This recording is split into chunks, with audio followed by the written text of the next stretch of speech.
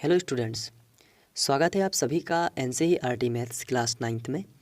और जैसा कि आप सभी जानते हैं कि हम लोग प्रश्नावली 6.1 को हल कर रहे हैं और उसमें हमने प्रश्न क्रमांक 1 को हल कर दिया है, 2 और 3 को भी हल कर दिया है और आपने उसे अच्छे से सीखा है। उम्मीद है कि आपने रफ़ में उसे दोबारा से किया होगा और आपकी प्रैक्टिस अच्छी चल रही होगी। आज हम बात करेंगे प्रश्न क्रमांक 4 की और आपको इसे ध्यान से देखना है। एक बार ये पूरा समझ लेने के बाद आप तुरंत ही इसे रफ़ में करें और देखें कि आप पे कितना बना है। और यदि नहीं बनता है तो आप दोबारा से देख के पुनः करें, यानी कि एक दो बार अभ्यास कर लें तो ये आप पे बनने लगेगा। लेकिन बेसिक रूट क्या है उसको पहले समझना ज़रूरी होता है। तो आइए सबसे पहले प्रश्न पढ़ लेते हैं। इसमें दिया गया है कि आकृति 6.16 में, तो आकृति जो 6.16 है, मैं सबसे पहले तो वही आपको दिखा देता हूँ। ये देखिए, ये आकृति 6.16 है। इसमें क्या है कि एक लाइन AOB गई है, यहाँ पे ये सेंटर में O है, तो एक लाइन AOB इस तरीके से चली गई है और यहाँ पे एक सीधी लाइन है यहाँ पे इस तरीके से, और ये यहाँ पे एक लाइन ये है। तो ये चित्र हो गया। अब इसमें ये X कोण बना है यहाँ पे Y। तो देखिए ये चित्र थोड़ा सा इस तरीके से है कि देखिए ये सबसे पहले एक लाइन है AOB, मान लेते हैं कि ये AO और B एक लाइन गई। फिर इसके ऊपर एक C लाइन इस तरीके से आई हुई है, यहाँ पे मान चलिए ये है सेंटर, यहाँ पे आई है, और एक लाइन आई हुई यहाँ से ये D पर। तो यहाँ पे बना है X कोण, यहाँ पे बना है Y, यहाँ पे बना है Z और यहाँ पे बना है W। तो ये चारों कोण मिलकर एक वृत्त बना देते हैं और जब भी ऐसा हो तो वहाँ पे 360 अंश का कोण बनता है, ये याद रखना है आपको, ठीक है। तो अब यहाँ पे ये आकृति दी गई है, लेकिन हमें कुछ दिया भी गया है। क्या दिया गया है? x + y बराबर W + Z है, यानी कि इन दोनों का जितना मान है उतना W + Z भी है, दोनों बराबर हैं।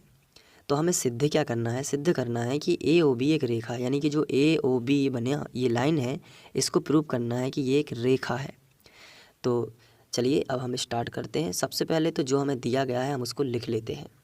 तो हमें दिया गया था x + y बराबर W + Z, तो हमने लिख लिया x + y बराबर W + Z और इसको बना दिया समीकरण 1। हो सकता है हम इसका इस्तेमाल करें, इसलिए हमने इसे समीकरण 1 बना दिया है। अब हमें सिद्ध क्या करना है तो उसको हम लिख लेते हैं। तो हम यहाँ पे लिखेंगे सिद्ध करना है, सिद्ध करना है। तो क्या सिद्ध करना है उसको देख लेते हैं कि AOB एक रेखा है। तो AOB एक रेखा है इस तरीके से, ये हमने लिखा कि ये हमें सिद्ध करना है। तो अब कैसे सिद्ध करोगे उसके लिए हम यहाँ पे देखेंगे। तो आप चाहो तो इसको उपपत्ति भी लिख सकते हैं। ये जहाँ से हल करना स्टार्ट करते हैं वहाँ पे हम उपपत्ति का इस्तेमाल कर सकते हैं। ये देखिए इस तरीके से लिखना है। अब इसमें आप एक चीज़ देख रहे होंगे जो कि मैंने आपको शुरुआत में बताई है कि इन चारों का योग कितना है 360, क्योंकि एक वृत्त बना रहे हैं सभी मिलकर। तो x + y, यानी चारों को जोड़ देते हैं, x + y + z + w, इनको जोड़ दिया तो कितना आया 360, क्योंकि ये मिलकर कितना बना रहे हैं 360 अंश। लेकिन z + w जो है, z + w है, इसकी जगह पर क्या लिख सकते हैं x + y, क्योंकि x + y के बराबर z + w है। तो z + w की जगह पर हम क्या लिख सकते हैं x + y दोबारा से, या फिर हम x y की जगह पर यानी x + y की जगह पर z + w भी लिख सकते हैं। तो आप चाहे तो जो भी लिख सकते हैं। तो मैं यहाँ पे z + w की जगह पर क्या लिख सकता हूँ x + y। तो अगले स्टेप में हमने लिखा x + y को ज्यों का त्यों, और z + w है, z + w की जगह पर हम क्या लिख सकते हैं x + y, क्योंकि हमें ये दे रखा है x + y लिखेंगे तो x + y बराबर कितना है 360। अब आगे बढ़ते हैं। तो एक x ये है और एक x ये है, तो दोनों को जोड़ देते हैं। तो एक x और एक x कितना हो जाएगा 2x।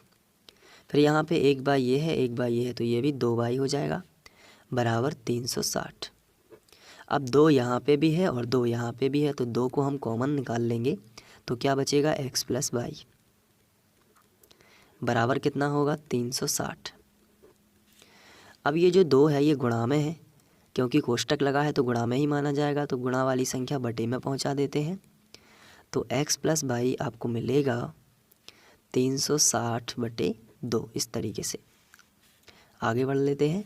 तो x प्लस वाई बराबर, ये 2 से कैंसिल हो जाएंगे, 2 एकम 2, 2 अट्ठे 16 है, 0 यानी 180 आएगा। तो x प्लस वाई दोनों का योग कितना है 180। अब चित्र से हमें पता चलता है कि x और y दोनों का यदि योग 180 है, इसका मतलब कि ये रेखा पर बने होंगे, है ना, तभी तो इन दोनों का योग 180 है। तो लिखेंगे चूँकि x व y दोनों कोणों का योग कितना है 180 है, इसलिए चित्र से स्पष्ट हो जाता है